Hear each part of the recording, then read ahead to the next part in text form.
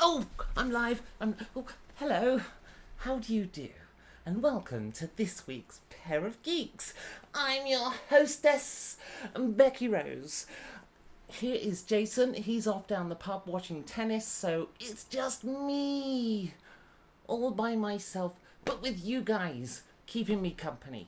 So, the chat widget there is on the right. Hello, Scott. How you doing? Something weird happened this week. Hopefully you can hear me. I want to make sure the sound is okay before I go into things, because when I set up alone, volume is a little low, but not too bad. Okay, I'll go boost the volume.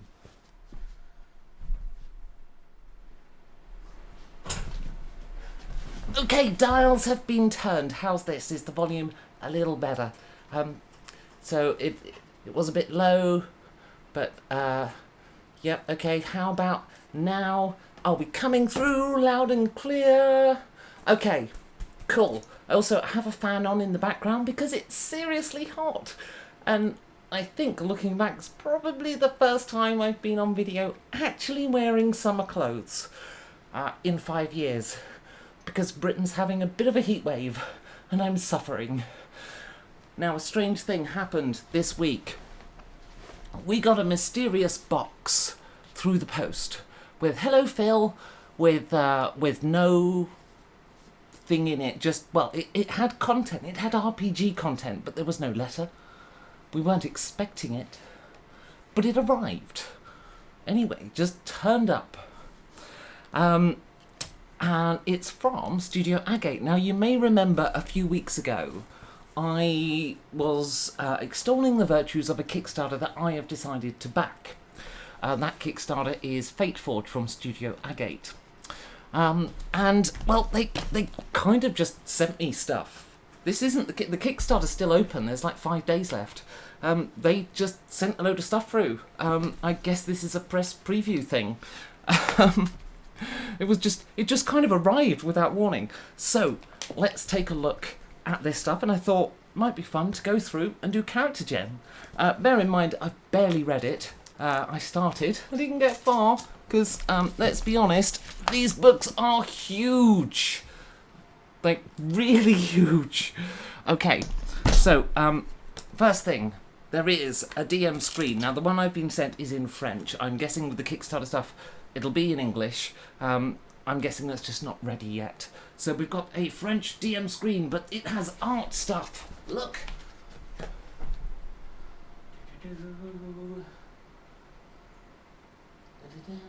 Now, if you bear with me whilst I try and translate, I'll tell you what things it has. Competencies. Now, it refers to a page of the book, page 329. The outfits of somebody complements something that presents, page 74 and 302. I don't know. My French is weak. These are the actions. No, these are the stats. These are the stats, and when you would roll them. Right. No, I'll tell you exactly what it is. They've got the skills and the stats they're usually associated with right there with a little note, just in case you can't remember the difference between acrobatics and athletics and when to use which and so forth. So that's quite cool. There's kind of an index of common reference page numbers that you might need in the bottom left. There's the difficulty guide. Now, Fateforge is based on 5th edition. As far as I can tell, you do not need 5th edition. This kind of replaces it. It's a 5e engine, if you like, game. It's its completely own thing. So it's got the difficulty gauge, 5 for really easy, 10 for seal. What does that translate to? Not sure. Easy, I guess. Difficult being 20. No, the usual thing. Right. Then we've got short rest and long rest stuff, things that happen under those circumstances. No, next page is the combat stuff. So it's got stuff that happens in the round, actions, bonuses for cover. That is.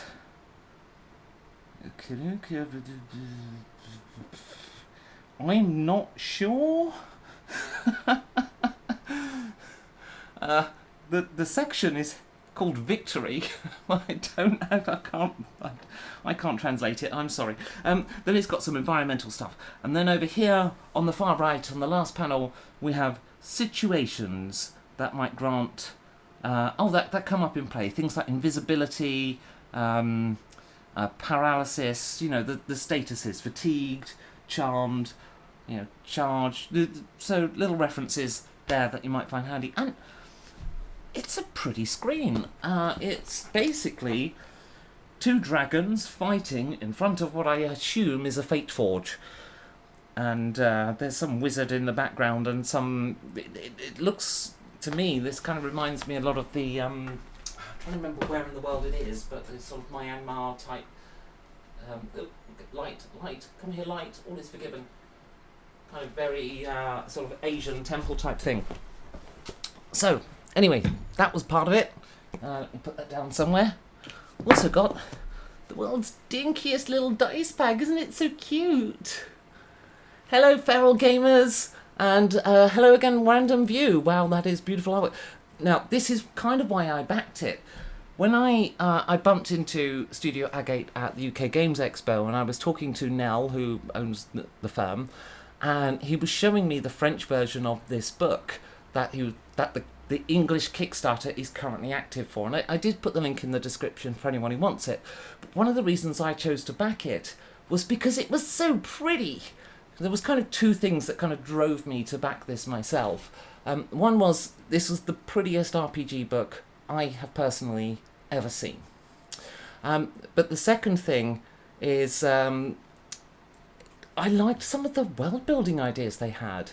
It was just little things like the half-orcs are pretty rather than monstrous and stuff. It's just a fresh idea.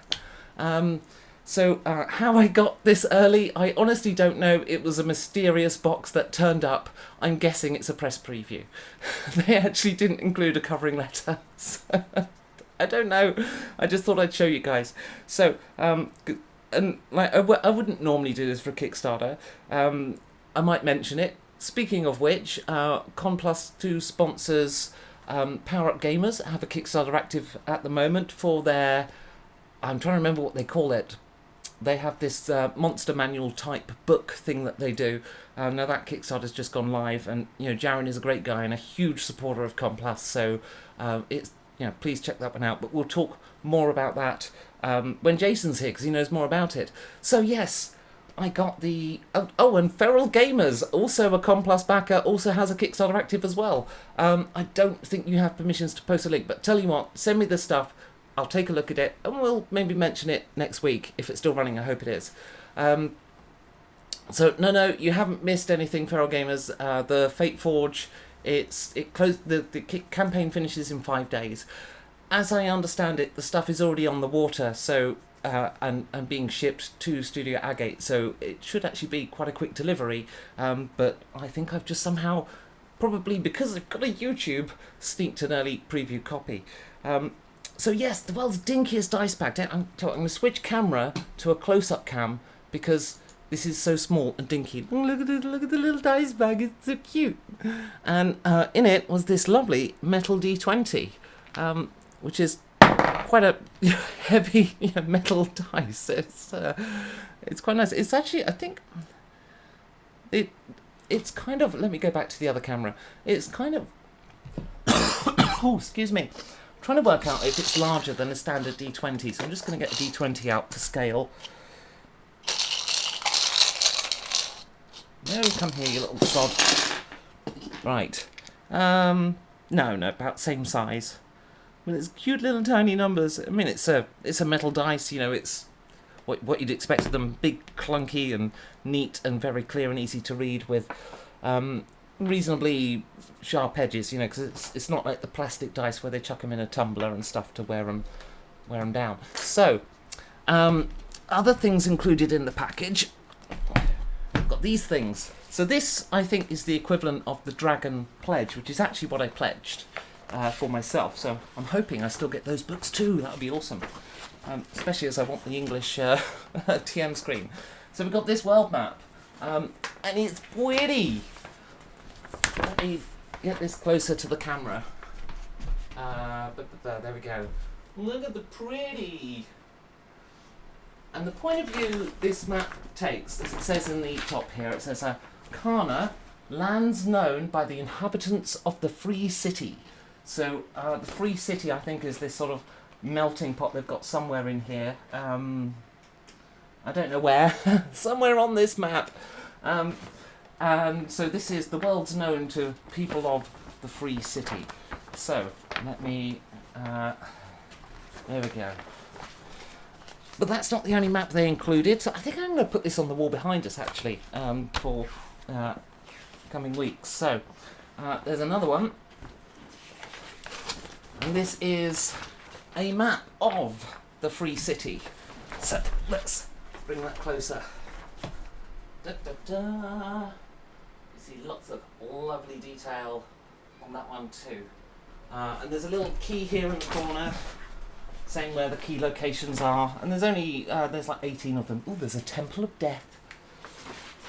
So, those came with it. And then, of course, the 2 books. Now, these are really heavy. Actually, I just want to get a 5e player. Do I have a 5e player's manual to hand? Because, seriously, these are gigantic. Where's all the 5e? This is what happens when you live with a man. I have no idea. Wow, it's all the 5e has vanished.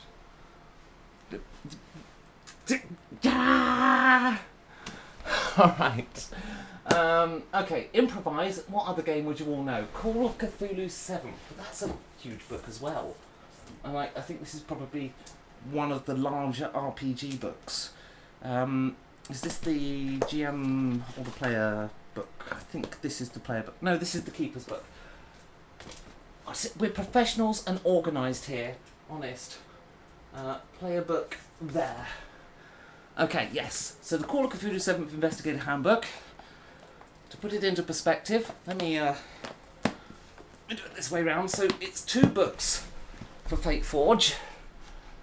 That's the difference. Alright, so where's this on camera? So book 2, which is the... Did you say that the smaller? Yeah, book 2 is the smaller book. It is still bigger than a Call of Cthulhu 7th. No idea where my 5th edition is. Oh well, right. So these are... Yes, these are the English books. So, I know this because I started reading them, and I think I'd spot pretty quickly if I didn't understand what was going on. I didn't get very far. These arrived a few days ago. So I thought what we'll do tonight is we'll go through and do some character gen. Now Ronnie's put a lot of here in chat. Let me have a read. Lots of detail in the books as well. Do you think it has the potential to knock its parent off its perch and take its place?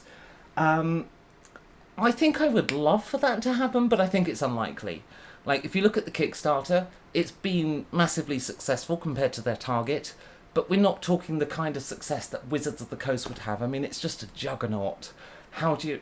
Like, the odds of it knocking D&D off its perch as the go-to game isn't high. But this could be, for people who aren't that keen on 5th edition, but want a game that people will play, that kind of gateway game between D&D and playing something else, this is the one. Because if you imagine board games, right, and you've got people who understand what games like Cluedo and Monopoly are, and you want them to have something that's simple to understand, you'd use a game like Ticket to Ride, you know, this kind of gateway game to the amazing world of modern board games. Fateforge is like that. It's 5th edition. It's your gateway drug to showing people that they can do more with D&D. This is 5th edition, but it's a different world, and it's got some subtle tweaks that are really interesting. And we won't be able to cover everything in this video because it's 2 gigantic books, right? And this isn't even like monster manuals and stuff. This book 1, I've had a quick skim read. Now, I'm not going to say assertively this only has this. They appear to do more than just these things, but this is essentially character gen in book 1, and book 2 is your spell book. That's sort of what they are.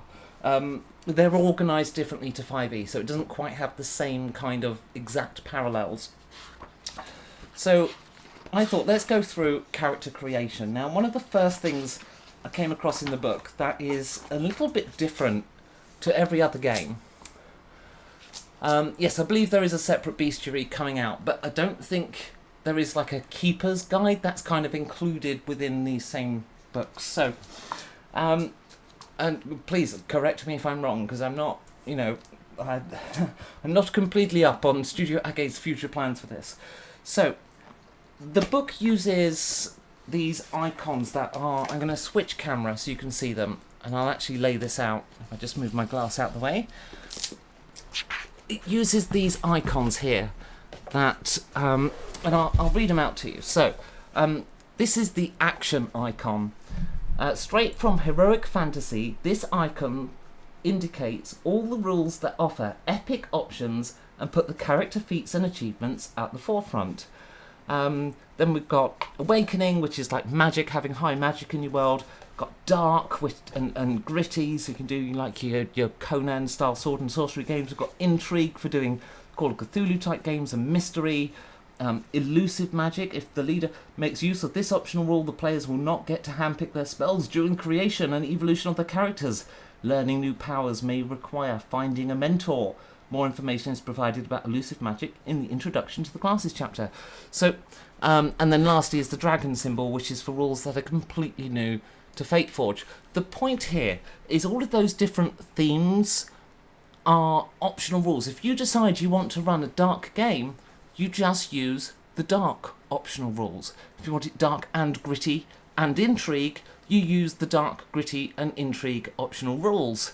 So if you want, or if you like 5e, or you have players who want to play 5e, but you don't want to do the standard over-the-top heroic fantasy, here in these rules, you simply say, okay, we're not using I've lost the page, I believe it was action. The action optional rules, we'll just ditch them. So I think that's a really nice approach to doing a rulebook that, particularly for 5e, it's a way of introducing players to different types of RPG games. And that's really how I see this. I mean, for me, although I haven't fully read this yet, my hope is that I can replace my 5e with Fateforge, because it's more versatile. It has the appearance of being certainly more versatile in the different kinds of games it's suitable for.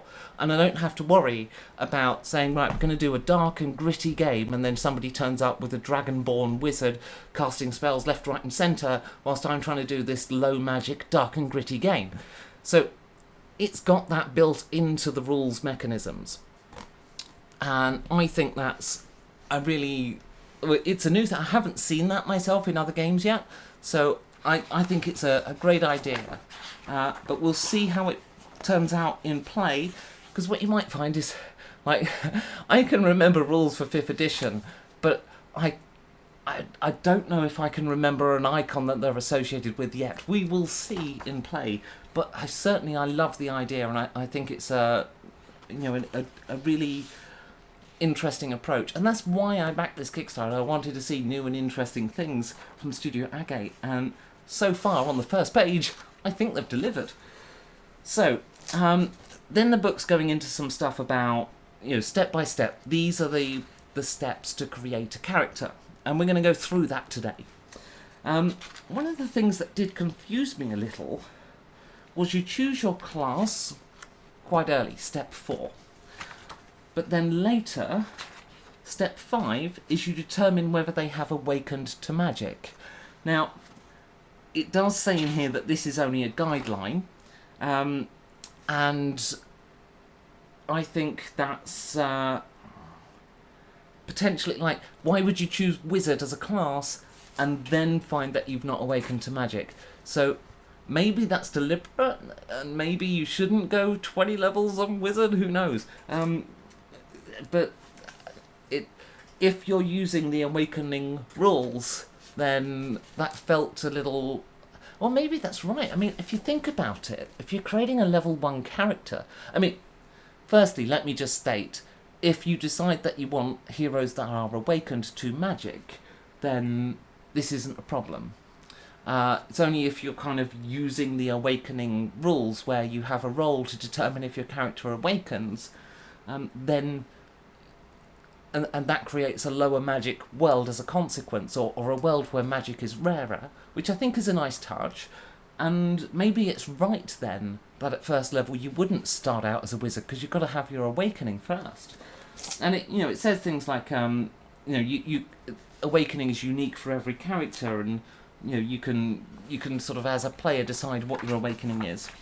And on some classes that just means you're limited in a few of your abilities are behind the awakening symbol, and in other classes like wizard, I think you'd be really struggling if you weren't awakened as a wizard. So yeah, they decided to put that after, but of course it does say you can do this in any way you wish. What they have fixed from 5e, which really annoys me, because the book in 5e does this in the wrong order, and I always try to tell people and teach people when they're creating a character in 5e, do your background before your class, even though the book says to do it the other way around. Because in your background you get given some skills, and in your class you get to choose some. So if you do your class first in 5e, you end up choosing some skills, and then you might get the same ones in your background. Well, that's crazy. Just do your background first. They've fixed that. So that's good to see. So let's start. What's the first thing in character creation? It says I should choose their civilization. Now this is another of the things that really interested me from their approach with this game, is that characters are tied to their or are born within a civilization. I was born in Britain, as were many other people. Not every British person is white. I happen to be. I have brown hair. My other half has blonde hair. So, at some point there was a different race involved. And they've kind of accepted that in this, and to me it makes much more sense. Like, I like my games to reflect our world so that they're relevant to it, and having that built into the core of the game, I think, is a huge step forward. But if you don't really want to use civilizations, it's not the end of the world, because ultimately the only thing that determines is the languages. In the strictest sense, it's determining your languages. Like, if you look at it from a purely mechanical point of view. So I'm going to choose a civilization, and I'm sure I saw somewhere there is a way you can do it just by rolling, and as I haven't read all the civilizations yet, I'm going to do that. Don't know where it was, though. I thought it was here. It is not. Okay, let's go and look at the contents. So, choose a civilization, page... Oh no, that's the step-by-step. Civilizations, page 32. This book is so pretty! Okay, here we go. We've got a percentile table, so I'm going to grab my percentile dice. I'll get my non-cheaty display camera up. And we've got a 63. Alright, now, according to this, 63 is... I'm from the Free City! That's a 51 to a 71, 20% chance, so I guess that's where a lot of adventurers come from. So, Free City. Let's see what it says about the Free City. Quite a lot, it seems. It's the biggest section. I'm not going to read all of that out, because it is 2.5 pages. So with that in mind, I think we are going to cheat and re-roll it. I got a 12, so that puts us in Arolavia. Okay, let's find out about Arolavia. So, peoples. These are the kind of people you will typically find in this part of the world. So Russell Higgins. Hello, Russell. but are you actually free? I have no idea. It looked like there was criminals and guilds and gangs and all sorts. Right. Arolavia. Peoples. Humans, guardian dwarves, Alderon in the forests. Alderon. I don't know what race that is. I'm going to guess it's some kind of elf type thing, but it's quite similar to a certain planet in Star Wars, so I wonder if they die. Other species are rare, but foreigners can easily reach the country via the trade route. So you can be any species you want, but you're from Arolavia, and you're most likely, you get to choose, as I understand it. It's not going to force you into a path, but it's suggesting humans, guardian dwarves, or Alderon. The language here is Arolavian, and the writing system is siphoned. So, located in the northeast corner of Sifondir, Arolavia and its vast forests remain mysterious in many respects. Wildly untamed, this country is bordered to the north by sacred or off-limits forests, inhabited by fierce fairies who only pay heed to the druids who know the secrets of the ancient pact that binds them. The kingdom is led by a dynasty of queens, the Karalive. These fearsome women defend their lands These fearsome women defend their lands against the lightning attacks from Lothrien and Septentrion, the incursions of Kanker crawling from the Drakenbergen, and the pirate raids from the Usvalia Sea. In addition, they keep watch on the shadows squirming about the colonies on the shores of the Golostarago River. Now, it does have a lot of location, places, and fantasy words, and I'm not sure yet on all of them because they're new to me. They are moderately long, some of these fantasy words, which I'm not a big fan of personally. I like short ones like it used here, the Usvalia Sea. I think when you have a fantasy word that's quite long because it's not a word you recognise, it makes it a bit of a mouthful. Anyway, on the shores of the river, as well as on the underbelly of the teeming city of Moramik, taken back from the enemy after a mighty struggle. To these ends, they could rely on the Moon Guard, a legion of volunteers who at the time of their enlistment formulate a wish that Arolavia will grant at the end of their service. The duration of this service and its perils are contingent on the nature of the wish. So that's interesting. I mean, obviously this isn't full background, this is one paragraph of text for this place. But just from that, I think I'm going to create a Moon Guard. So I get to have a wish, and the length of my service is dependent on the length of that wish. So I'm gonna take an Alderon, because I don't know what that is, and I'm gonna find out. And I'm gonna be a member of the Moon Guard, and my wish is to let's see, know how to play this game. No, my wish is to become... I was going to be really meta about it. A professional games master. A professional YouTuber. Okay, no, my wish is to become... let me see. What would you choose for a wish? My wish is to own the best sword in all of Arolavia. Possibly bow, depending on how this character turns out.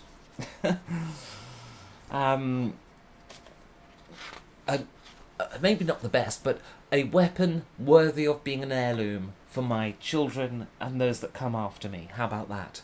That's what I'm after. So, I am going to be a Moon Guard. So the next step is to choose my species. Well, I chose an Alderon. So let's find what page species are on, and particularly Alderons.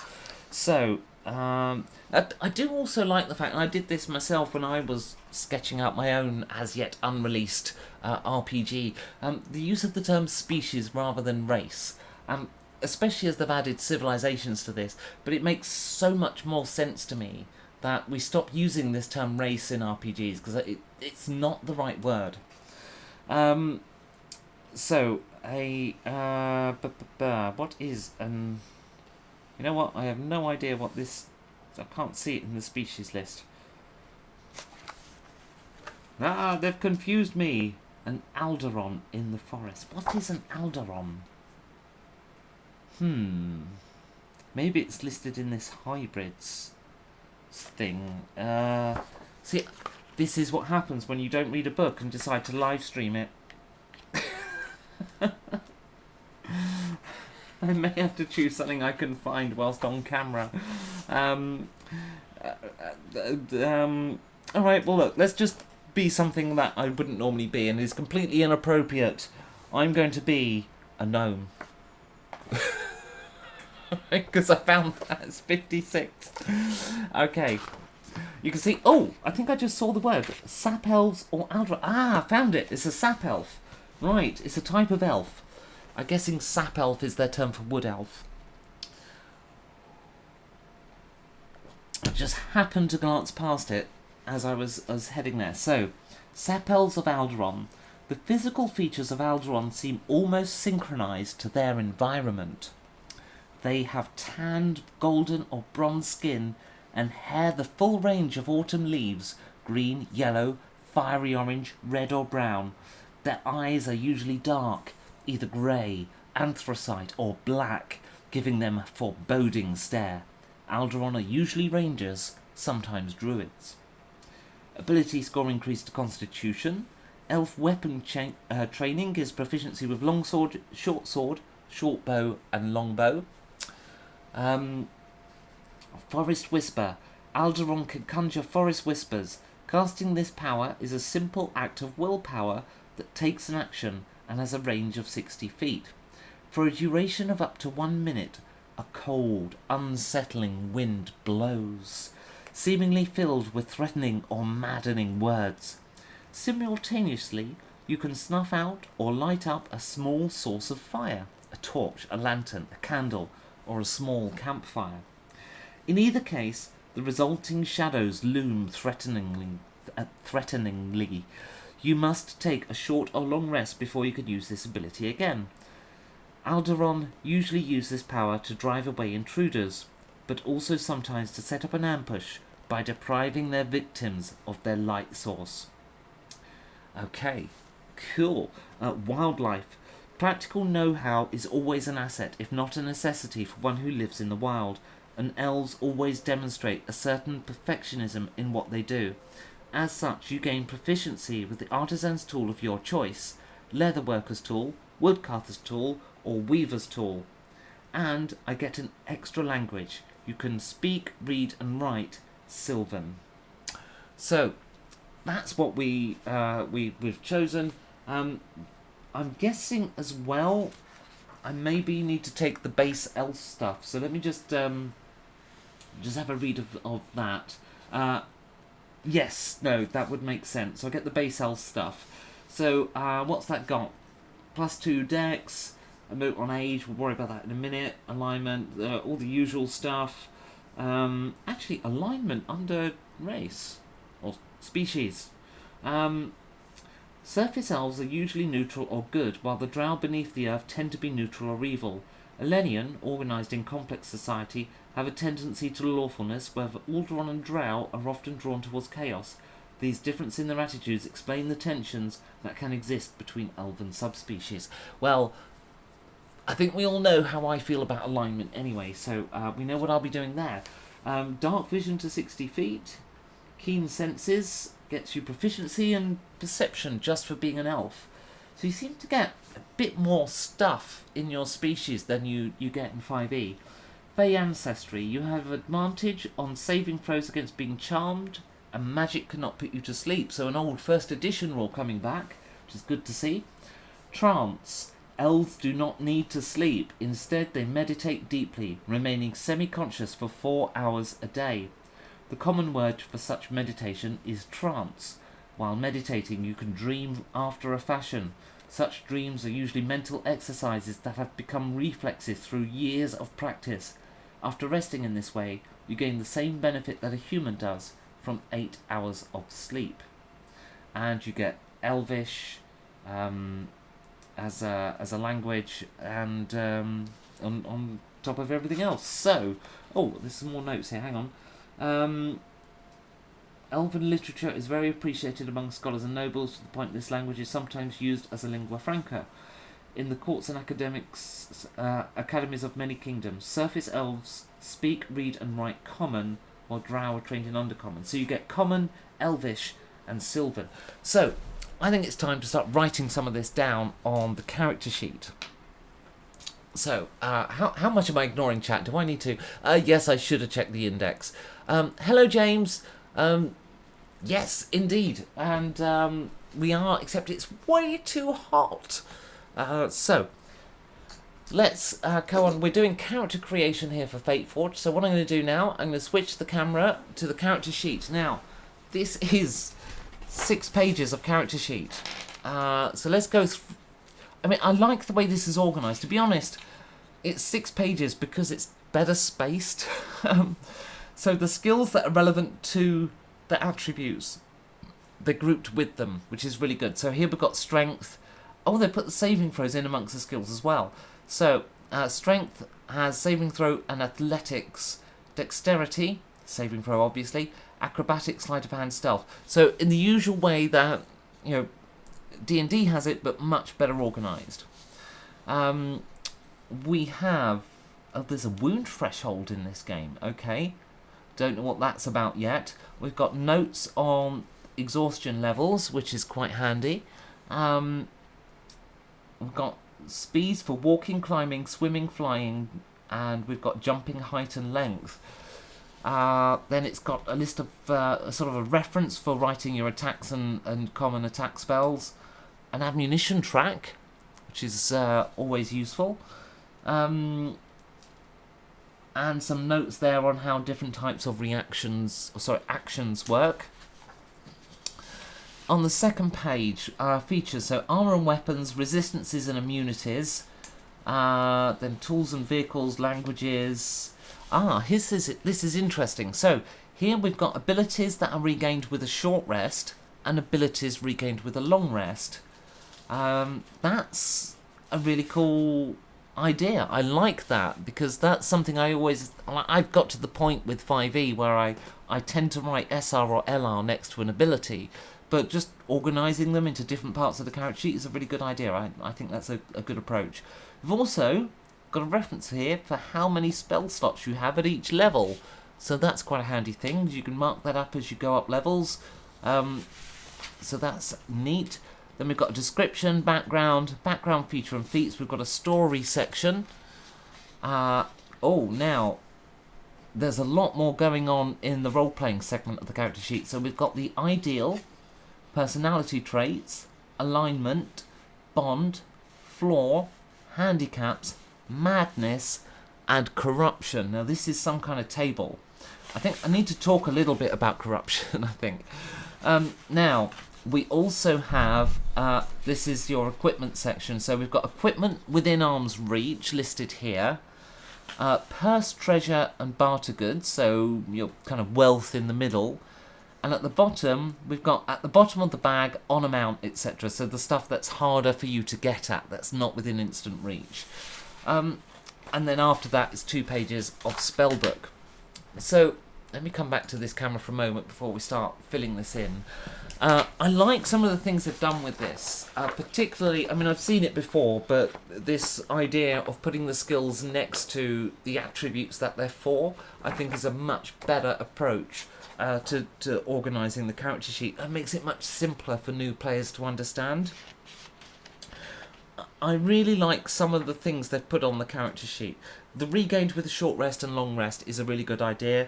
Having the spell slots that you get, that you currently have available, is useful. I sometimes do forget that. I sometimes get the book out to double check what I meant to have. Having an actual section for languages is useful because in the 5e sheet, that little box in the bottom left just gets filled with all sorts of nonsense. There's a lot more going on with the soul. Now, I did mention this corruption thing. They have got this concept of corruption or conquer that they've got in the book that I'm yet to fully read up on, but for those of you who've played Shadows of Estron, I think it's a bit like the madness in that there's corruption in the world, and I'm not entirely sure how this works yet, but judging from this table here, it looks like there are 4 levels of corruption, and if you get 5 lots of corruption, I think you probably get some kind of disadvantage because you've achieved the first lot. That's my guess based on this table alone. I think it's an interesting choice as well to go for Conquer, because like I know in the Netherlands, Conquer is the worst swear word in the language. It literally means cancer, and the Dutch way of swearing is to wish illnesses on people. So I think it's quite bold to call it Conquer. But it definitely conveys the the message, I suppose. Okay, so I think it's time to start filling this out. So, oh, I should do this on camera, shouldn't I? Otherwise, it's going to be very dull for you. So, let's go through the benefits of being an elf. So, ability score increase. We had +2 dex. So let me just get the camera open. So, I'm just going to make a note here that it is +2. Because we'll come back to that. I'm not going to worry about age and alignment. Size is from under 5 to over 6 feet tall and have slender builds. Your size class is medium. There's probably somewhere to put size, but I haven't seen it. So my walking speed is 30 foot. So let's put that in. I have dark vision to 60 foot. So there must be a space for dark vision somewhere. Answers on a postcard 2. I don't see it there. There's passive perception. You'd think it would be with that. Okay. Well, I can put it under the unlimited use abilities. So dark vision, 60 foot. Okay. Now, next ability of relevance here is keen senses. Have proficiency in the perception skill. So there we go. Interesting as well, and I like this because it's something that really annoyed me about the 5e sheet, was there was only 1 dot on the 5e sheet. Well, for anyone that gets expertise, like the rogues, and I can't remember if a bard gets it or not, but certainly the rogue class get it, and you need the ability to double tick the sheet, and the 5e sheet only has 1 box. It's like it's not compatible with its own game. So Fey Ancestry, you have advantage on saving throws against being charmed and immune to sleep. So advantage on save versus charm, immune to sleep. Right, unlimited use, I suppose, would be trance is a 4-hour long rest. And languages, there was a section for that, there we go. So I've got Elvish, Common, and I seem to recall Sylvan. I've got on the Alderon, I get +1 Constitution. I get proficiency with longsword, short sword, short bow, and longbow. Where are proficiencies on this? I didn't see a section for that, which is interesting. Okay, no section for weapon proficiencies, and yet we seem to get them piecemeal so far. So maybe that goes under features, because this isn't the bit for possessions. This must be where I put proficiencies. So longsword, short sword, short bow, and longbow. Okay, Forest Whisper. Alderon can encourage Forest Whispers 60 foot. So, and is that a regain with a long rest or short rest? Reading. Short or long rest? So, short. Forest Whisper. Let's get that on the page. There we go. Forest Whisper 60 foot. And the important thing that I always write in my character sheets when I've got things that I don't know off the top of my head, page 55. And wildlife. So practical knowledge. You gain proficiency. Artisan's tool of my choice from leatherworkers, wood carvers, or weaver's tool. Let's be into leatherwork. So, tools and proficiency. Leather workers. Tools. Okay, so that's my species finally done. After, I mean, admittedly, that was mostly me talking and reviewing the character sheet. So, now I did also get a language from my location that I hadn't put in. I kind of skipped it at the time. So, Arolavia, I get Arolavian language, which is a speech. Arolavian speech, and then I get a writing system called Sifand.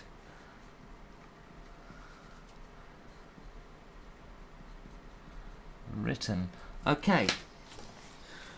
So, first thoughts so far then. Hello Chris Johnson, how you doing? Welcome to the stream. We're all pretty good here. It's really hot. We are going through character creation in the new 5e Fateforge book. This is a Kickstarter that's active at the moment and is going to be active for another 5 days. I happen to have backed it, and mysteriously it turned up this week in an unlabelled brown box with no accompanying letter. So I thought, what the hell? Let's do character creation. So, we have chosen our civilization, we've chosen our species. What's the next thing that it says we ought to do if we're doing it in sequence? And next thing is the background. So, where are the backgrounds hiding? They are character history, page 76. And I haven't even flicked through this part of the book. It's way ahead of any chance I've had to read it. So, background creation steps. I'm not going to sort of read every page here. So if I do some of this wrong, I'm sorry. Because I haven't read it yet. It's too new and too big a book. So, I will do my best. It says, step 1, identity. Establish your character's concept. So, I'm an elf. Shall we go off script, or should we just keep it to tropes? What do we reckon? I know what you're going to say if I ask you, though.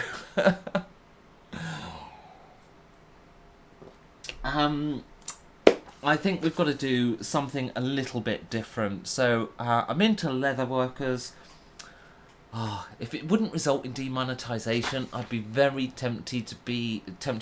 And my backstory is in exotic equipment manufacture because of the leatherworking tools proficient. Let's do that, but we're going to have to do the whole thing using non-explicit language because YouTube monetization. So we are an explicit entertainment equipment manufacturer, and that's our background. And on that, just for the irony of it, I'm going to do something we don't normally do on our live streams, but I'm going to insert an ad right here. And it says, ad insertion was successful, yes! Monetized, yo!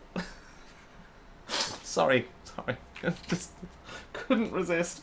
Right, so that's going to be my concept. That's what I did before joining the Moon Guard. Right, it does actually have the... it's got examples of backgrounds that I think might be pre-generated.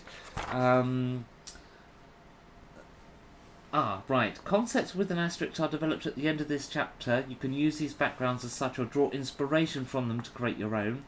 2 asterisks. Concepts with 2 asterisks are used as detailed examples throughout the background creation steps as below. Okay. So, acolyte, animist, artisan, bohemian, condottiere. I don't know what that word means. You know how to fight, that is certain, but you have always done so with manners, and your feats of arms are the talk of the local inns, apparently.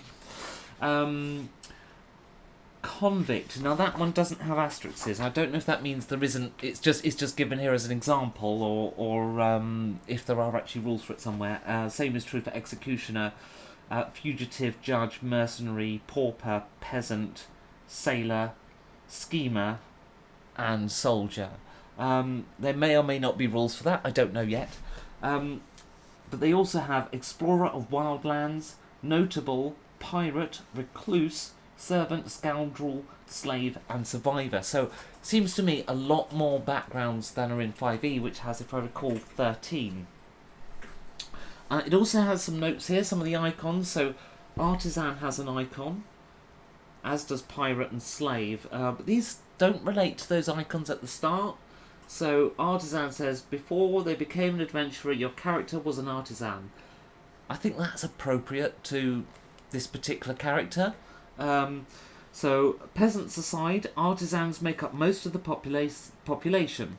In addition to the many types of artisans, they are also typical cultural specialists, such as the renowned Carney carpet makers, Hellenian jewellers, and dwarven smiths. There is no clear-cut difference between a talented creative artisan and an artist. Artisans commonly gather in guilds, brotherhoods, and corporations according to their trade. They usually show solidarity, but this does not preclude competition and sometimes treachery. So that was a special note there on artisans. So it's got some details apparently on artisans somewhere. So let me check the index. Where is the index hiding? Okay, well the very end of the book is a character sheet example. So here we go. I think this is... Oh no, this is technical glossary.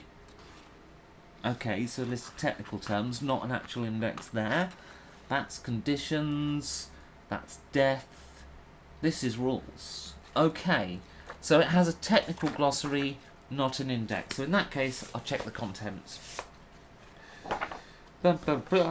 Backgrounds. Ready-made backgrounds. Right. This is a shorter list now. I'm confused. As you can see, we're really well prepared here. Chris says, when you replied to my comment on here, I felt compelled to wave back. The welder says, what? We'll just sit here and wave at our screens. Okay. So, in the contents, I found... Now, look, for those of you just joining the stream, please forgive me. This is a new book. It's quite big. I haven't read it. It's not out yet. And we're creating a character as best as we can. That means there will be some of this will be me being confused as to where content is, because I haven't yet read the book. So, ready-made backgrounds: acolyte, animist, bohemian, condottiere, explorer of wildlands, notable, recluse, savant, scoundrel, survivor. It did say on that chart that there were extensive rules somewhere for the artisan, but I'm just not currently seeing it.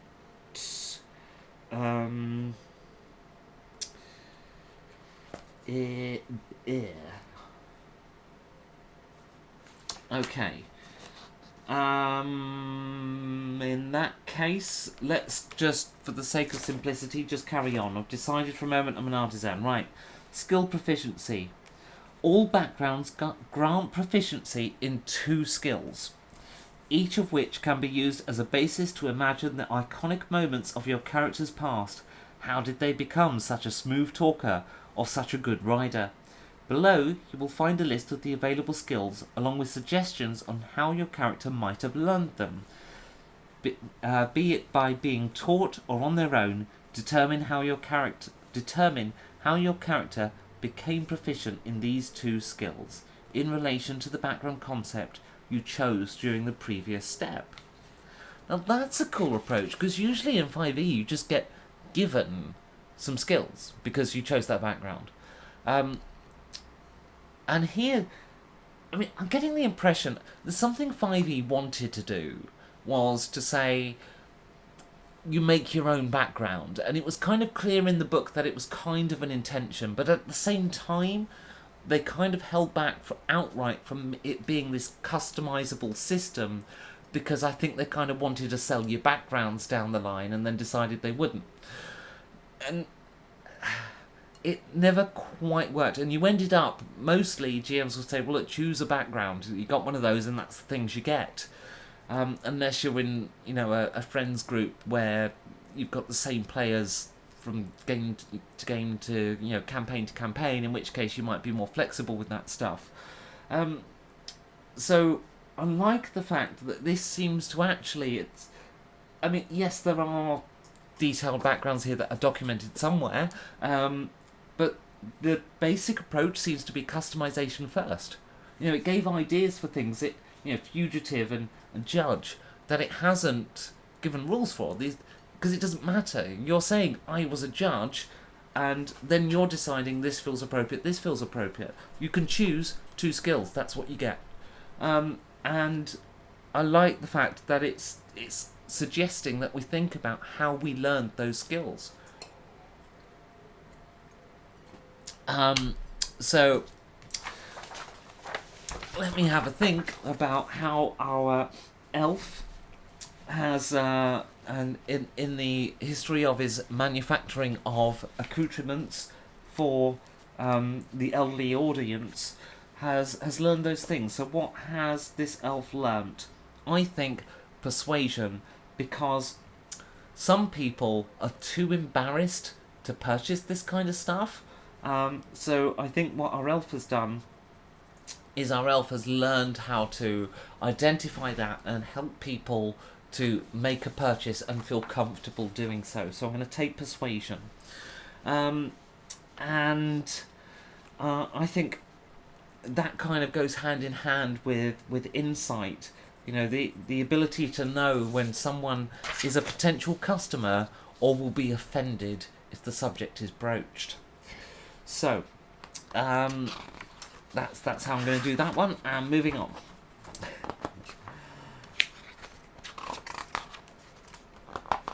So the next step here, if I'm doing this right, no, I've missed one.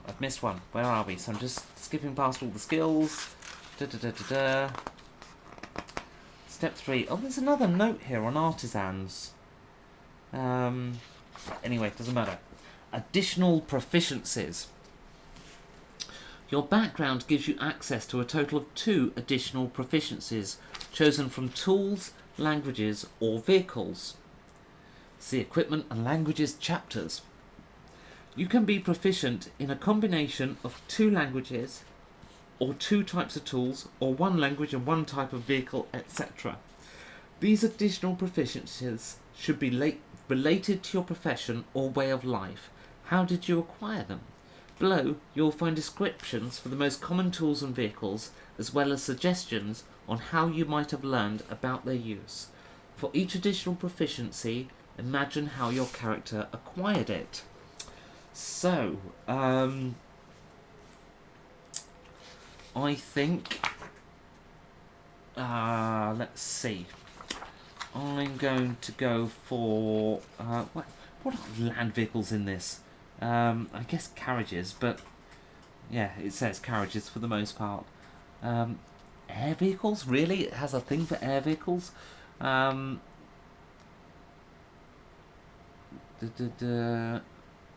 apparently. And I guess again, that'll be tied behind the whole action icon, so it's for only the high fantasy type stuff. I realised now I've missed a load of chat, so bear with me a moment. I'm just going to scroll back and see what I've missed. So Russell says, I never know when I walk into a game what I want to play. It's not until I get halfway through character creation do I actually know. I completely agree. An idea usually just hits at some point, doesn't it? Feral Gamer says, that's odd because most people come to the table knowing what they want mostly. I often know the profession, but not always the species. And then Russell says, he's a plant. I think,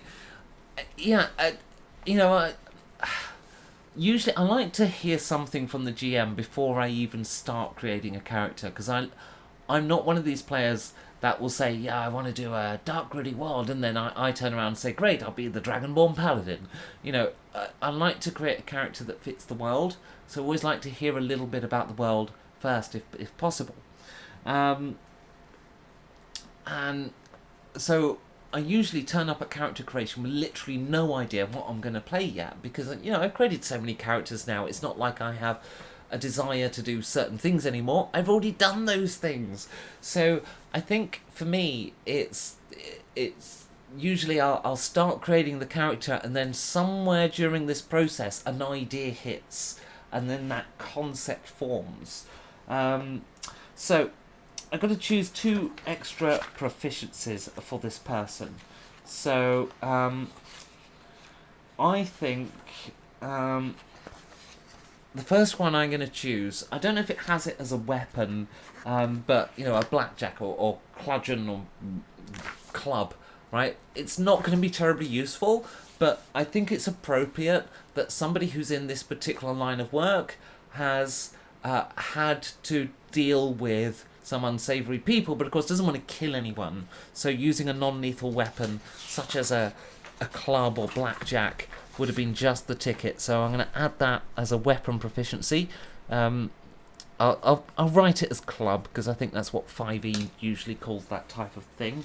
And I think it's not really a tool. Accountancy. I'm thinking accountancy. What would that really be? I might be just doing absolute nonsense here. Should it be a... It's not really a skill, is it? It's a proficiency that it's not... It's more like you can have a tool proficiency, not a skill proficiency. So, maybe... It's got poisoner's kit, but there's no lubricator's kit. But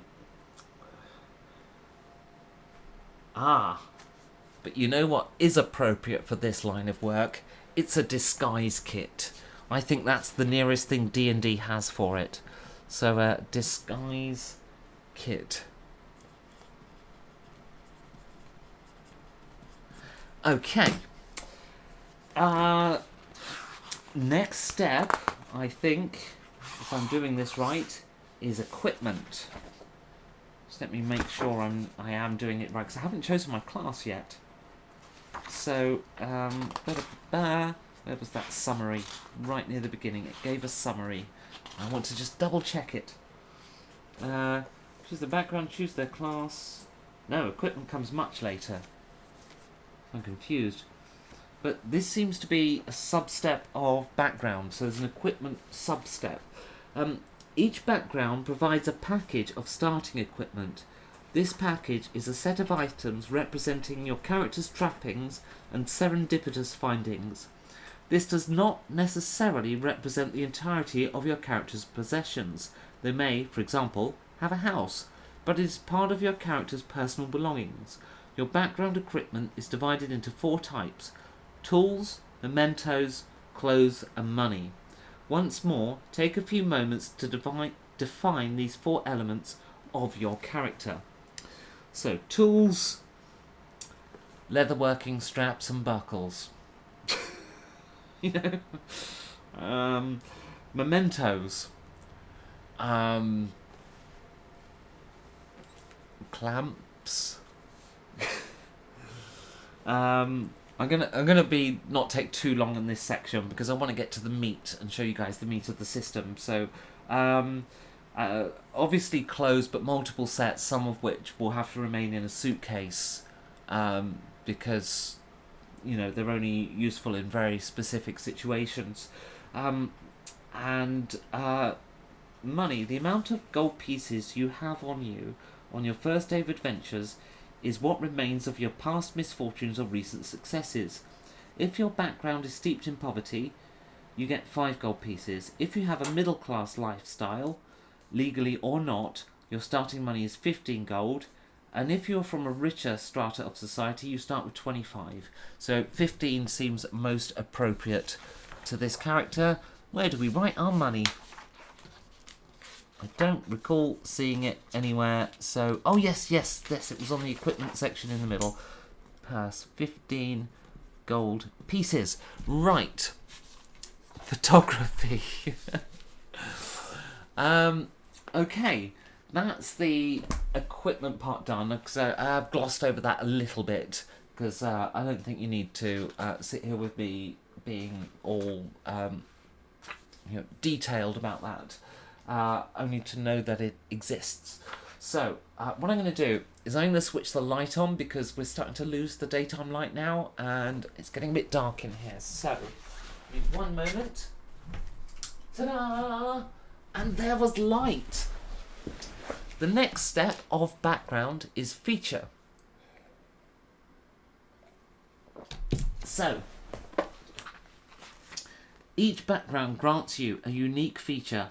It is an ace up your character's sleeve that they can make use of in specific circumstances, either by virtue of a particular talent or by calling upon their connections.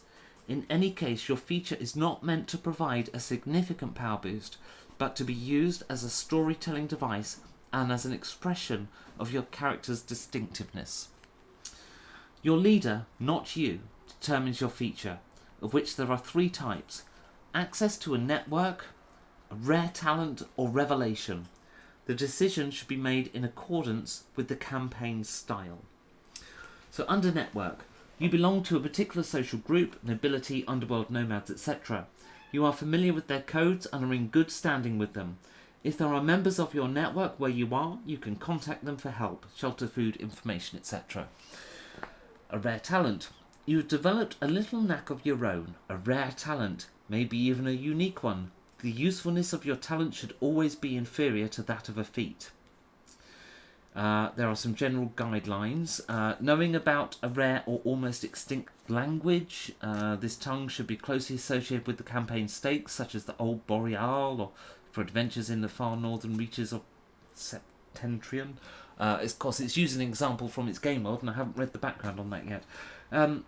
Advantage or negated disadvantage when using a skill, tool, or vehicle in a particular type of circumstance. For example, you may suffer a disadvantage when navigating through a fog. So that's the examples it's giving for a skill-based thing. A revelation. You have learned a rare piece of information that your leader will impart to you. Through your revelation, you will be directly involved in one of the key elements of the campaign's plot. For example, you might be related to a future victim or to a lieutenant of the main enemy faction. And again, it gives some examples here on artisans, pirates and slaves as to different things you could do for those 3 classes. But I think for this it's obvious that I have a network. So let me find where that should be written. Background stuff right here. So background, feature and feats. Well known to members of the swing community. Swing, of course, being a type of dance. So moving swiftly on. Characteristics. Okay. Step 6. Characteristics. Your characteristics serve 2 purposes: giving colour to the story and getting your character involved in the adventure. With the inclusion and portrayal of such individual details, a simple mission can become a picaresque or tragic epic. By coming up with amusing, unsettling, unexpected or admirable characteristics for their hero, every player can contribute to nurturing a mood that everyone will enjoy. Think about your favourite sagas. What would they be without the memorable, quirky characters who experience them? The choice of your class will grant you mighty powers that will give you the means to forge a fate like no other. But characteristics are the spices that will give flavour to your quest. Each of your characteristics can be described with a sentence starting with I, as if the character were introducing and talking about themselves. I don't know if we want to go too much into this stuff during the this particular stream, but I think there's definitely there's some of it I'm going to do, but that. I was always in two minds about this in 5e. When 5e came out, I loved that it had the ideal bonds, flaws, and so forth, because it introduced the basic tools needed for roleplay that a lot of people didn't know. And, you know, they are good basic tools. They've expanded on that in this game. And I want to see how they've expanded on it. It might well be, because I don't think there's anything mechanical here. This is kind of helping people to roleplay. Now, it might well be that some of this serves as inspiration and might spawn some new ideas. I'll read through it at some point and decide, for me personally.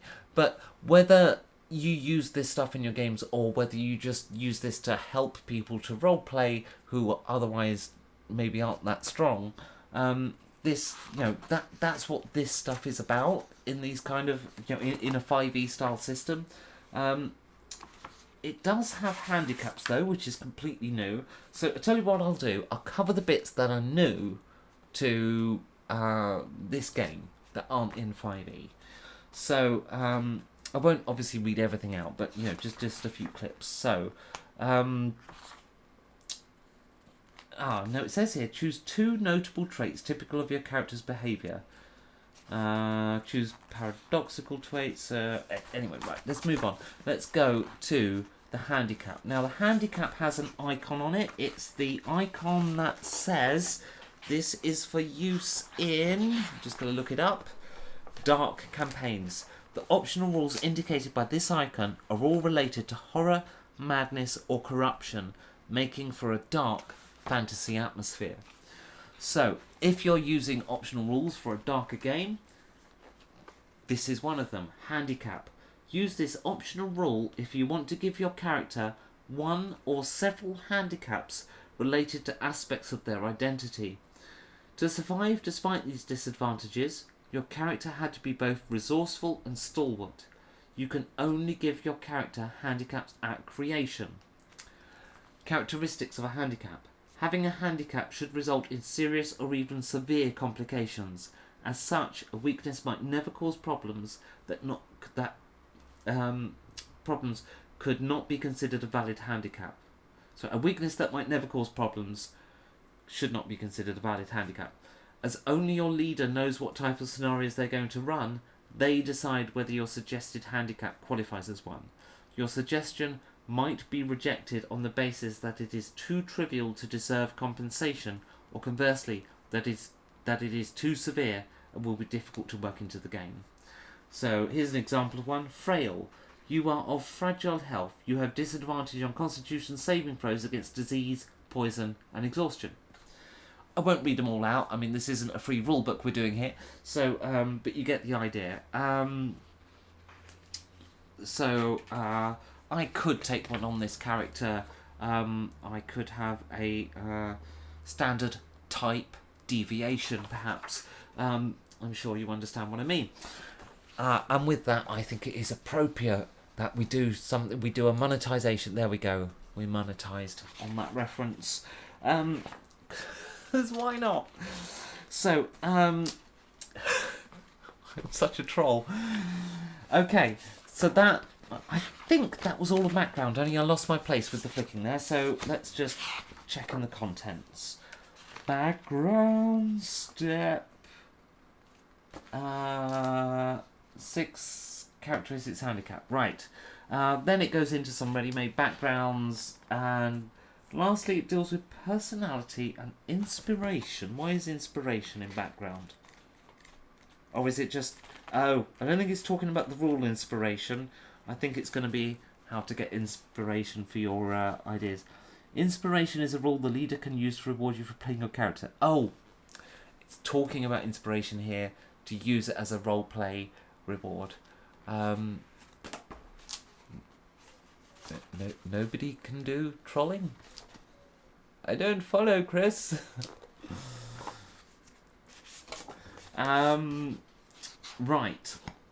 So, we have done that. Now, this is the point in the stream where usually I let Jason talk on his own for a couple of minutes so that I can have a breather or I go get a fresh drink. So I still got drink, but he's left me on my own. So, next is to choose the class at last. Well, oops, I just spilt my water. I think there's an obvious choice here, not just because it's an elf and it's tropey, but because it's often been considered that the 5e Ranger was broken for a number of reasons.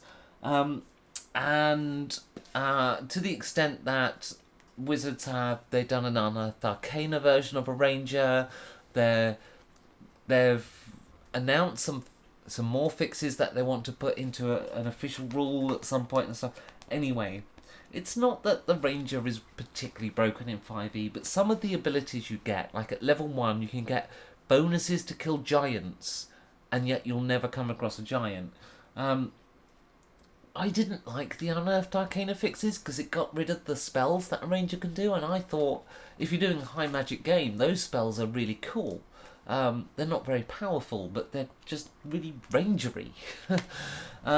But they focus more on the Beastmaster stuff in the Unearthed Arcana rules. I want to see what they've done here. I don't know, but I'm guessing there's going to be some changes to the Ranger class. So, where is the Ranger? The Ranger is page 192. Now, I didn't look at the Ranger, but I did sort of flick through this section, and one of the things I noticed is this is laid out so differently to 5e's classes. It's just a different approach in terms of, book layout, because this is a much prettier book, but at the same time, I'm not familiar with the layout, so I don't want to read everything to do with the Ranger. I think we'll just, for the moment, we're going to focus on the crunch, okay? Because we want to get into the meat of the system. So let's do that. I think anyone who's watched this far into this stream knows what a Ranger is, so we don't need to go over details like that. So Chris says, nobody can do everything. Everybody can do something. You troll the algorithms, and we will stick around and support you. Awesome, thank you. You know what I need to do this week, though, that I haven't yet done, that I must do every week, because it is a rule. I must shout out the most awesome people in the world. Because I've got the close-up camera out, I'm going to put him on that. Because you don't normally get to see this so close. So, the most awesome people in the world are Russell Higgins, Jolly Mangina, Amber, Mark Threlfall, Brandon Fishwick, Dave Poirier, Fuke Enterprises, Philip Bate, Elizabeth Chypreditkel, and Nate Hanshan. So thank you so much for your support, guys. We really do appreciate it, and thank you. I'm sorry it took me so long into this stream to do it, but without Jason here, obviously I just go to pieces and I'm rubbish. So, let's focus on the crunch. Well, the good news is, Rangers still have spells. Good choice. So, I'll just create this at level 1. So, first of all, I do get a favoured enemy, and I get something called Seasoned Explorer. Actually, I should probably create this at 4th, because then you get a better idea of the class. So Russell says, I don't know about awesome, but I love the show. It's inspiring. Having a hard time laying off the Kickstarter. Don't lay off it. Well, you know, I backed it. It mysteriously turned up, even though the Kickstarter's still running.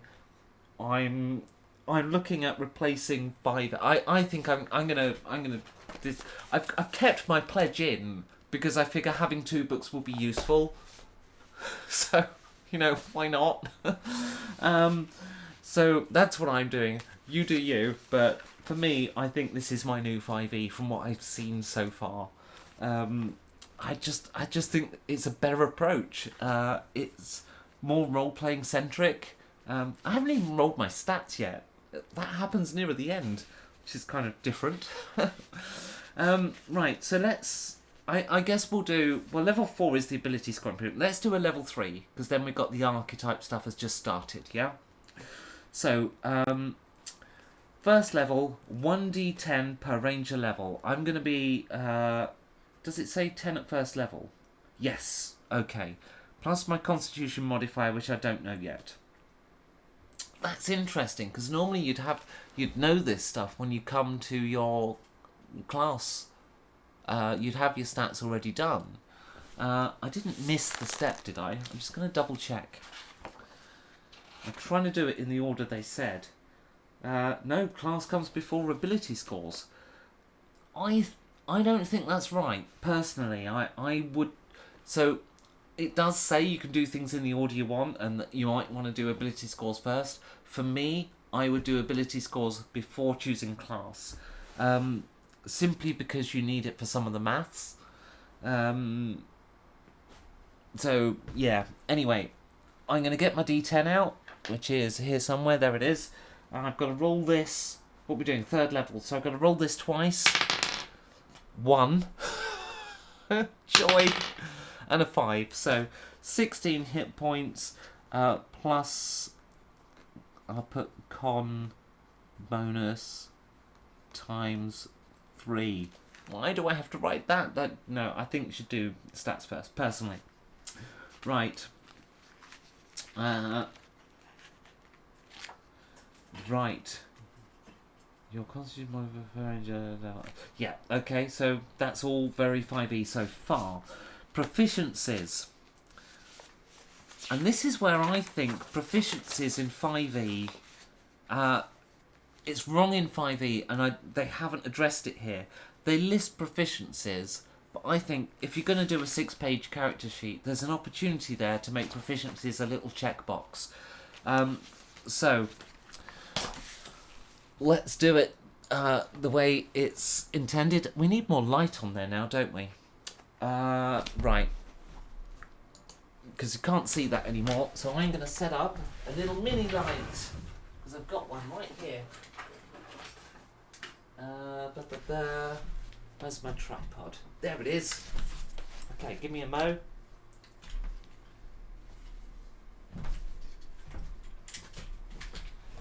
Because it's just gone into shadow since I switched the light on in this room. So I'm going to do some emergency light rigging. And save the visuals for you, so otherwise you're just going to end up looking at me all stream and I'll be looking down at a bit of paper, which is not very appealing to anyone. So I'm going to need an attachment. Don't need that today.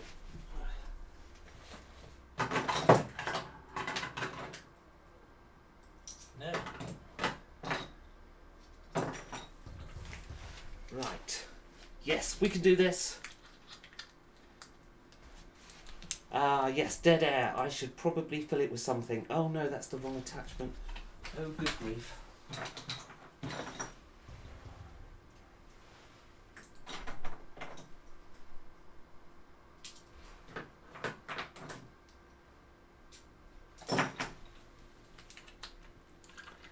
They don't make this easy, do they? Damn technology. Okay. Now, yeah, so, I mean, it just strikes me as it would be a more obvious solution to... Because, like, a lot of the words are long, you know, like long sword, short sword, you know, writing that out a gazillion times. It's a pain in the neck. And I just think it just makes sense to have a list of the things that you could be proficient in and tick them off as you get them. But maybe that's just at the end of the day, it's only character generation, right? And then after that, it's not going to affect you. And I don't want to dwell on the negative. I mean, it's a problem in 5e, and they just haven't changed it here. So it's not like it's they've made an error here. They haven't. They've just done the normal thing. Battery. That'll do. Oh, it's got one. Right. One hastily built tripod light.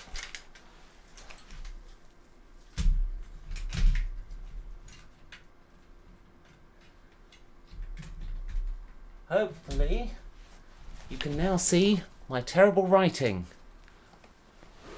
Let's make it a bit brighter. There we go. How's that working for you? Okay. Now, so, yes, I've got some proficiencies.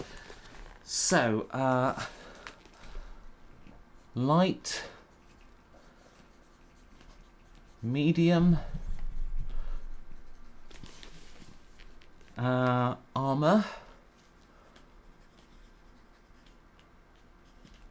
shields, simple weapons, martial weapons, so it's actually all weapons, so that club proficiency I took is now pointless, because that covers them all. Herbalism kit.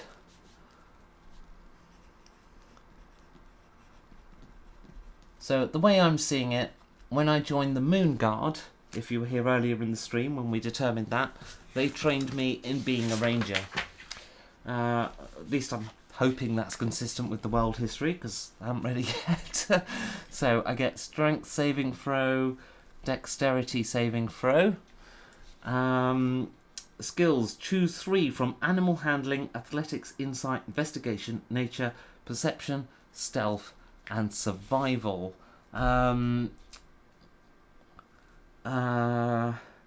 Let's have athletics. Where is it? Under strength. Okay, that's not ideal. Don't get acrobatics, do I? No. Oh well. Investigation, I suppose. Nature, there we go. Now, interestingly, it hasn't asked me to... Where's nature? Oh, it's under intelligence. For some reason there, I thought it was wisdom. Yeah, interesting. It's no longer saying where did you get these skills from. That the class stuff, it's just kind of given to you. You start with the following equipment, in addition to the equipment granted by your background. Scale mail or leather armour. I think we know which way we're going there. It will, of course, be homemade. So, would this go on possessions within arm's reach, I suppose? Okay. Leather armour. Now, although this is definitely the equipment page here that was just writing on, this is definitely an improvement over 5e, but it's not the approach that I personally usually use for tracking my inventory. I have a very simple system for that I think works a lot better, but I do like what they've done in terms of saying, look, this is stuff that you can easily reach and this is stuff that isn't. What I tend to do is I tend to write where something is kept, and it makes a lot more sense then as to when you're exceeding your encumbrance. So if I've got a sword, I make a note that it's on, you know, my scabbard on the right side. If I've got some candles, I make a note that they're stuffed in the side pocket of the backpack. And that way, if I want to put something else in the right side pocket of the backpack, well, I know I've got candles in there. Is it reasonable for that thing to fit? So it makes a lot more sense to me to do my inventory that way, because I then never have to worry about encumbrance. This has got a total load area where you can write the weight of what your and a carrying capacity area that I could fill in, and it has notes for encumbered and heavily encumbered, which reduces your speed, because heavily encumbered will give you disadvantage on ability checks, attack rolls, and saving throws that use strength, dex, or constitution. They've improved the old school way of doing it. I just prefer my own method. So I see I'm missing a load of stuff in chat again. So let me just catch up with what on earth is going on. So Russell says, I don't know how... I don't... Oh, yes, we read that. Phil says, you want to come to Cornwall? We're failing miserably at laying off the Kickstarter. Apparently I don't need candles. Well, dark vision doesn't mean I can see in absolute darkness. It's like a cat. People think cats can see in the dark. They really can't. They just have good low light vision. Also, yes, and I cite for reference Madonna. People who get it will get it. So we've taken the leather armour, 2 short swords or 2 simple melee weapons. Well, I think we'll have a short sword and a club. So let me write that. Oh, you can't see what I'm writing. Let me just switch camera. Or we'll call it blackjack. But as I say, I don't know if they've changed the weapons. But I'll call it a blackjack, because that's how I will describe it in the colour of the thing. But it might well have stats for a club. Dungeoneer's pack or Explorer's pack. A longbow and a quiver of 20 arrows. So a longbow, quiver of 20 arrows. So these ammunition tracks here are in blocks of 5. So I shall just get rid of that one there. Quiver, arrows. I don't know if my writing's even good enough with these pencils, to be honest, to read it anyway. But there you go. That's what I'm doing. So at level 3... I will know 3 spells. They're all of level 1. So let's go back to the character sheet. And here we go. I have 3 first level spell slots. And yay, I don't need to check the book occasionally. I've got that recorded. And, oh, spells known 3. Where's that written? Presumably. How strange that is. I guess they put it there because there was space for it. But actually... So level 1, 1, 2, 3, and I'll have to fill those in later. So I get to choose a favoured enemy. Now, those choices are ancient, astral, dragons, fae, fiends, humanoids, choose 3, goblins, hobgoblins, orcs, etc. Magical creations, monstrosities, natural beings such as beasts, plants, oozes. Ravagers of canker, corrupted beasts and monsters from cankerous nests. That's this whole cankerous idea they've introduced. And undead. Now it gives you... you have advantage on survival checks to track them, as well as intelligence checks to recall information about them. You can also add your proficiency bonus to damage rolls against your favoured enemies. Now, they removed that from 5e, didn't they? You didn't get the damage bonus. But it seems they've gone, no, we like that, we want it back. Now, that is huge. So, I'm kind of glad I read this now. When you gain this feature, you can also learn one language of your choice that is spoken by your favoured enemies, if they speak one at all. If several languages are spoken amongst your favoured enemies, for example, demons and devils are both fiends, but they do not use the same tongue, choose one.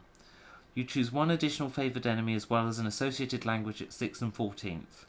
Okay, for simplicity's sake for right now, I will take the example of goblins, hobgoblins, and orcs.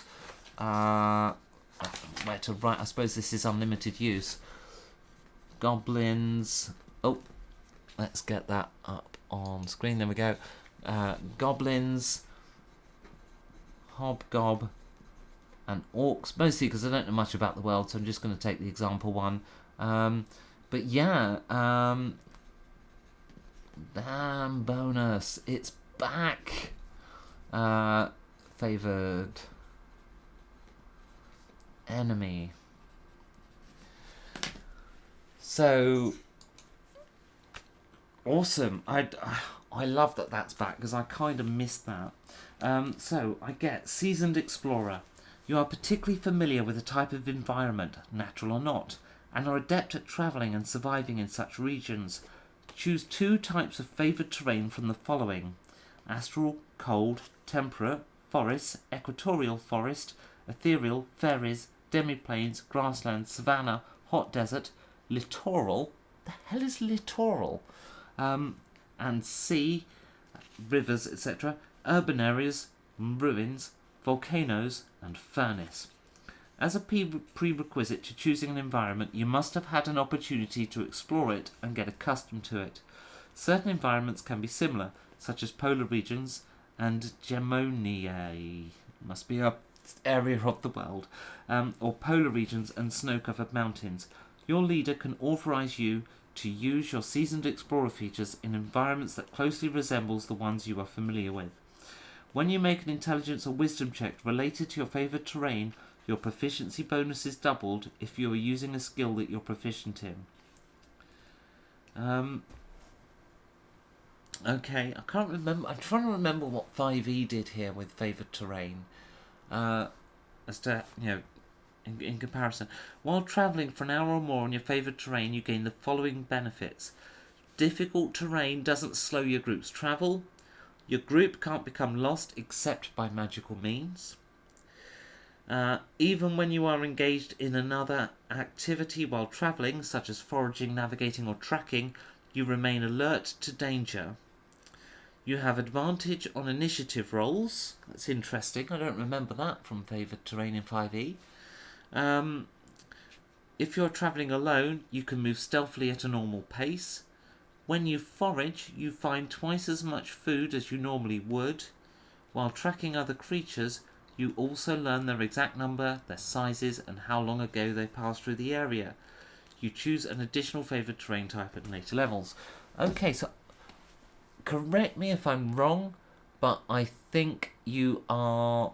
I think that's slightly enhanced over 5e, which basically just gave you the advantage on the, the checks relating to the terrain. The what do they call it? Survival check, basically. So yeah, advantage on initiative rolls. That is an interesting one. As well as the ability to move stealthily at normal speed if you're moving alone. So I like that. So for my favoured terrain, I will take forests, and I guess we'll take cities, seeing as I rolled 3 cities first of all. So forests and cities. I think, if I remember right, it said 2. Choose 2. Yeah, 2. Okay.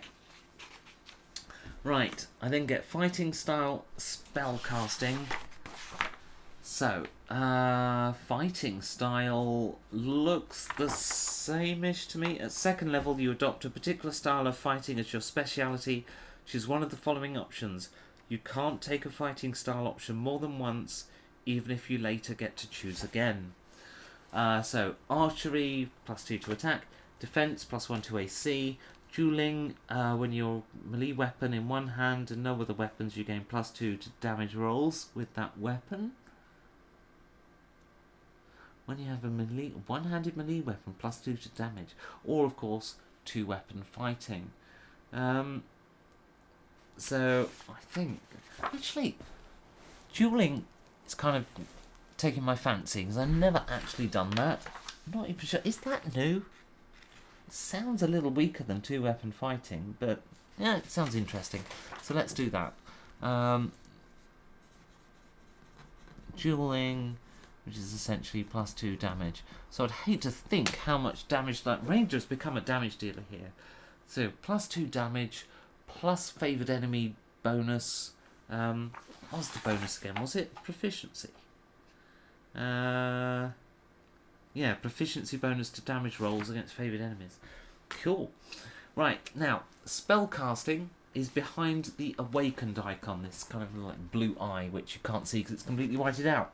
Which means it's only appropriate in a game that has the awakening rules. So, I don't know if my character's awakened yet, so I'll come back to it. I made a note of spell slots and levels, but it's the same rules basically as 5e at that point. It's just hidden behind the whole concept of the awakening, so that as a GM you can remove magic from your world if you want. Now, the last thing I get, Ranger Archetype, Animal Bond, and Primeval Awareness. So, let's have a quick look. I'm not going to go too much more into the grind here, but I just want to have a quick look at some of the things I've done on the Ranger. So, Primal Awareness, you can use your action and expand one Ranger spell slot to focus your awareness on the region around you. Oh, that's interesting. So Primeval Awareness allows you to use those spell slots. So if you, but it's not behind an awakened thing. So you can do that even if you haven't got an awakened. You can use your Primal Awareness. For 1 minute per level of the spell slot you expend, you can sense whether the following types of creatures are present within a mile of you. Animal Bond. At 3rd level, you gain Animal Companion Feat, even if you are not proficient in the animal handling skill. In addition, as a bonus action on your turn, you can grant certain powers to your companion by expending a spell slot at the appropriate level. So, looks like everyone gets a pet now, every ranger anyway, at 3rd level. So, yeah, I won't go more into detail there. So, it's definitely an improvement. And then, of course, there's the archetypes, which I'm not going to sort of dwell on right now. It's definitely... There's more going on here. So, just the archetypes are Hunter, Netherworld Explorer, which I believe is very new.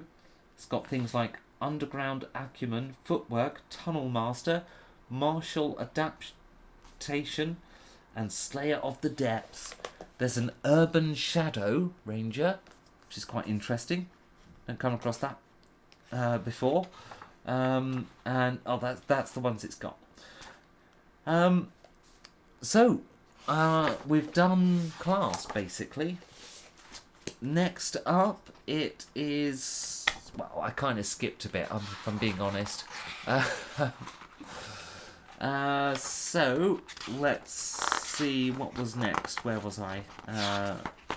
If we go through the step-by-step guide here on page 14,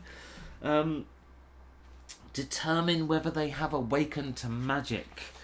Now, there's some suggested rules here that I'm just going to read. So let's see if I get my ranger spells. It is basically a d20 roll.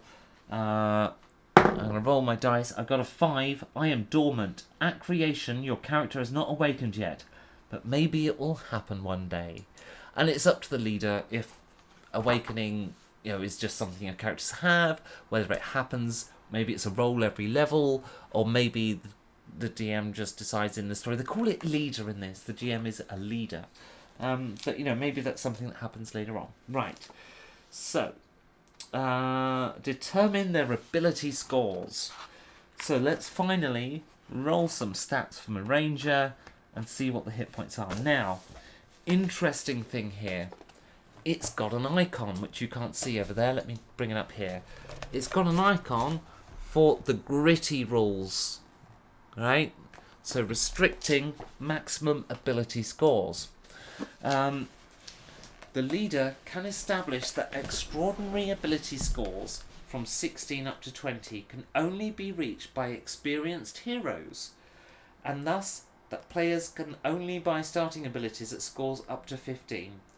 Note that increases related to your character's species can still bring their ability scores up to 16 or 17 at first level, reflecting the innate talents of each species and subspecies. So this is an optional rule behind the gritty section of optional rules. If you want a gritty game, this is a rule that you can use. It's got rules for point buy that are quite interesting. So I don't know if I'm just ignorant, but I hadn't seen this approach before, where like I've seen the approach where you basically get a number, a stat number, and you adjust, say, one down to, one up to, or I've seen the approach where you roll your stats and you can, if you lower a stat by 2, you can put another one up by 1. I've seen that. I haven't seen this approach where the actual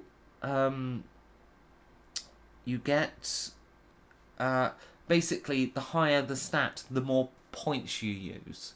So like I think you get like 15 points, and you can say, well, I'll take that as a 10. That costs me nothing. That gives me enough points to spend, I don't know, 7 points on having a 15.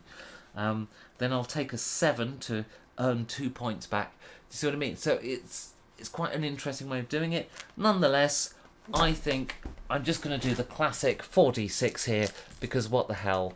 No, I tell you what, I'm almost tempted to hardcore this and just do 3d6 down the line, because what the hell, I'm never going to play this character. So, strength, oh my god. Oh dear. I guess it'll be a case of longbow. Oh wow, look at that dex.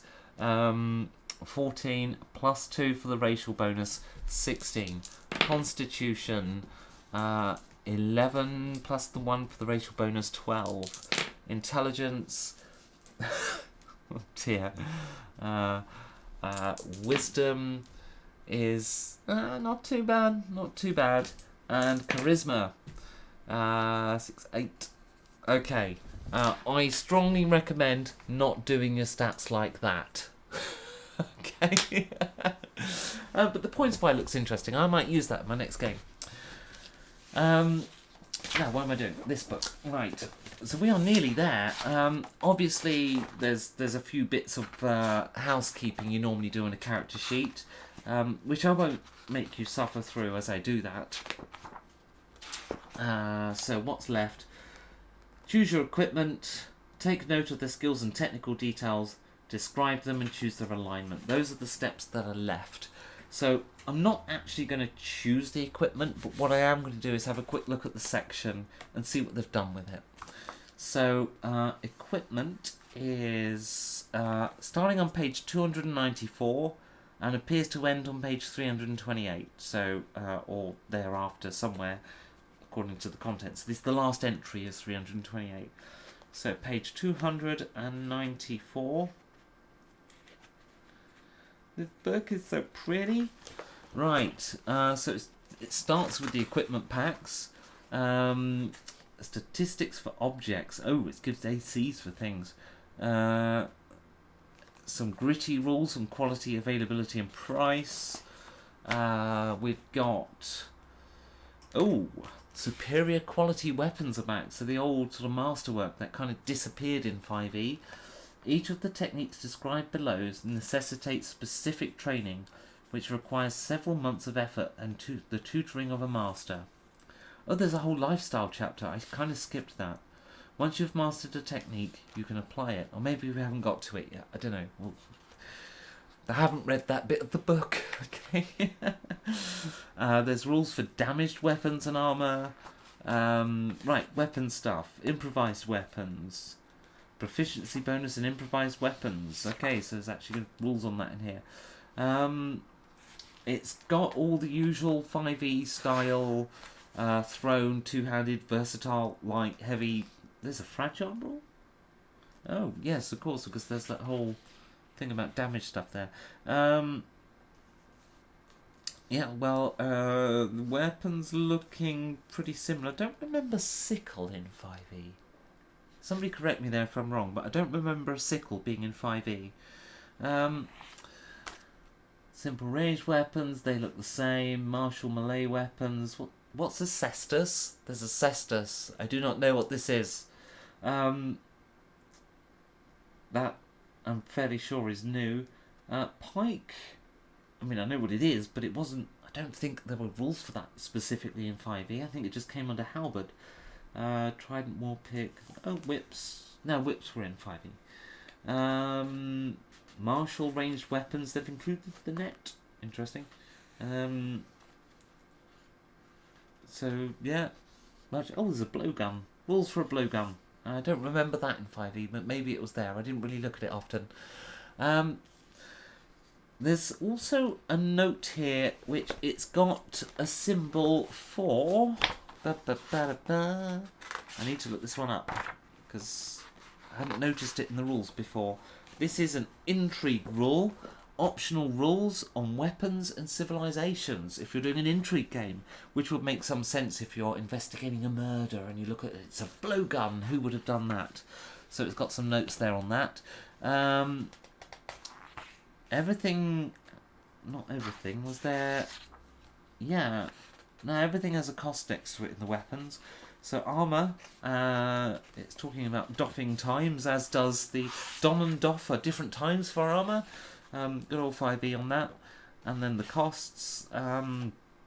So my leather armour gives me AC of 11 plus dex modifier, which is 3. So 14 AC for my character today. It's got quite nice pictures of the armour. Yeah, all the tools and kits and everything in them. Actually, I think they've added a few more kits there, because I don't remember a baker's tools before, but maybe oh no, I don't see it now. I'm sure I saw it out of the corner of my eye. Oh no, cook's utensils. Sorry, baker was just a thing in there. My bad. Ignore me. Glass blower, is that new? Not sure. What is Fateforge? Sorry if that is a dumb question, says Fuke. I will come to that in just a moment. So there's a provision section. Hey, ball bearings are of course in there. And manacles. There's an apothecary. Now, acid, gnomish acids, alchemist fire, antitoxin. You can buy arcane focus. There's a healer's kit with 10 uses. Interesting. So that's kind of like a... This kit is a leather pouch containing bandages, salves and splints. Okay. So they've brought some of the old stuff back, as far as I can tell. Oh, Temple and Druid. It's interesting. So, someone... Yes. Now, here's something interesting. Once I got past the basic stuff and got to provisions, these things are actually grouped by the kind of store you would find them in. That's a really clever idea. So tailor shop, list talks about clothes. Apothecary talks about acid, alchemist fires, antitoxins, and various things like that. Then we've got a bookseller and paper maker. We've got a temple and druid circle. These are shops. I mean, yeah, this is just so much more thought out. I think I've pretty much finished character creation now. So for those of you who joined us late, Fateforge is a Kickstarter I decided to back. I decided to back it because it was pretty. Like, genuinely, this is the prettiest RPG book I've ever seen, in my personal subjective opinion. Even if you disagree with me, I think you will definitely agree it's up there. It's an amazingly pretty book. So that was the first thing that caught my eye. But secondly, it has some really interesting ideas. We've gone through it a bit today and had a look at some in a bit more depth as we created a character and seen some of the other ideas in this book, and I have no regrets. So this turned up on my door a few days ago with no explanation. It just dropped in, and I think it's a press preview copy. We've gone through character creation. I am leaving my Kickstarter pledge in place. I want it as well. Alright? What I will do, there's right at the start of this stream, there were some of the other things that were included in the Kickstarter. We'll have just a very quick look at Book 2, which is the Grimoire. There's a lot more in Book 1. It's not just character creation, it's got all the system rules, and it's got a section that I haven't got any understanding of yet, not had the chance to read this. But it has a section on daily life and lifestyle, trade, resources, services. I think it's stuff about the world. I don't think it impacts character creation. So it's got the rules. Obviously, this is a 5e based game, but it is a replacement for your 5e games. It's just using 5e as a core system. This book, the Grimoire, it's mostly a spell list, but it's interesting because you notice that when I talked about the ability to cast spells as we went through the character creation, I wasn't referring to it as high magic, high fantasy, high magic. I was referring to it as an awakening. Like, you can play a non-magic game, and then all of the magical abilities are just out of it, right? So you can play a non-magical game.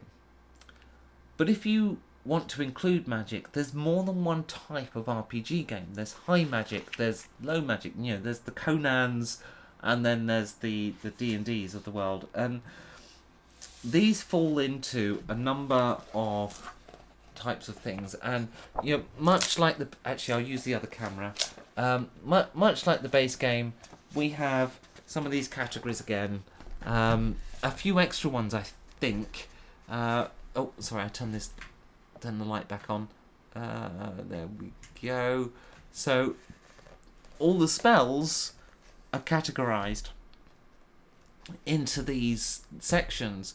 So you've got the action for the high fantasy, over the top, or combat focused game. But you might say, I only want spells that relate to intrigue and magic lock, whatever that is. I haven't read these categories yet. The point is, you can customize the magic list with your players. You can say, let's do a gritty campaign, and only have spells appropriate for a gritty campaign. How cool is that? Because, it's the one thing with that really, for me, 5e can only do over-the-top fantasy, because character creation has magic, and those magic lists are huge and powerful, and this fixes that. Which, for me, this is going to add more life to 5e as a system, simply because of that ability to categorize spells. Now, I haven't, as I've said, I haven't read these books, but I did have a flick through. It's got the usual stuff in terms of spells. I'm not sure if there's much in here that isn't related to spells. Let me just have a quick look. So it's got it's got rules on different kinds of magic, and it's also got rules on corruption. I don't really know much about that stuff yet. Won't dwell on it. What I will say is there is something I noticed when I was going through this book quite near the end. Because if you remember 5e, what it basically does is it lists all spells by class alphabetically, I think, or is it by class, by level, alphabetically? So you've got that, as you would expect. Bard, cantrips, and then it's got the different things. It also has just a random dice you can use to randomly pick one if you need to. But importantly, it also lists the school of magic that it is within. That's a handy way of referring to spells. So that's what it's got there, as I was using the Bard as an example. It goes off, does first level, second level, and so on. Just as you would expect from D&D, except it's laid out prettier and has a bit of extra information there, which is really useful. But once I get past the wizard spells, it then comes back to a list of spells by schools of magic. So abjuration, all the cantrips, which there happens to only be one, all the first level, second level, third level, there's a lot more of those. All the way through for all of the abjuration spells. Then it's got conjuration, divination, enchantment. And I'm like, at last, because that's something that's really hard to do in 5e. It's like, it's impossible to play an illusionist and only pick spells from the illusion stuff. Now you can. and yeah, then it goes and lists the corruption stuff, which I'm not quite sure what that is yet. And then the book ends with a common list of potions, or a list of common potions. So just a final thing at the end of the book. That index, which is only a few pages, and those icons that categorize the spells to different kinds of game, for me, that massively changes 5e. Now, there are some spells in here that are new, that are unique to this game. As far as I can tell, if you want to use 5e spells from Xanathar and so on, you probably could. I don't see why you couldn't. Are there as many spells as 5e? I think it's possibly maybe slightly more. It's certainly on a par. I mean, it's a bigger section of book, I think, then, because I mean it's about the size of the player's manual. But is the font bigger? The design is prettier, so it's using up more page. Maybe. I haven't counted the spells. I think there's more spells in here than 5e in the base game of 5e at least. If I'm wrong on that, don't quote me, is what I'm saying. So I really loved that. I really loved the compendium stuff at the end. That ability to just say, I want to play a necromancer. Here's all the necromantic spells. Why 5e doesn't have that just drove me crazy. So I'm so pleased that's in there.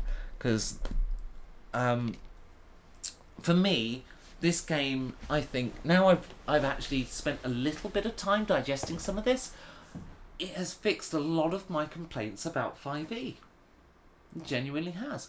It's still 5e as a system. It's still that simple, relatively quick to play, easy to understand game.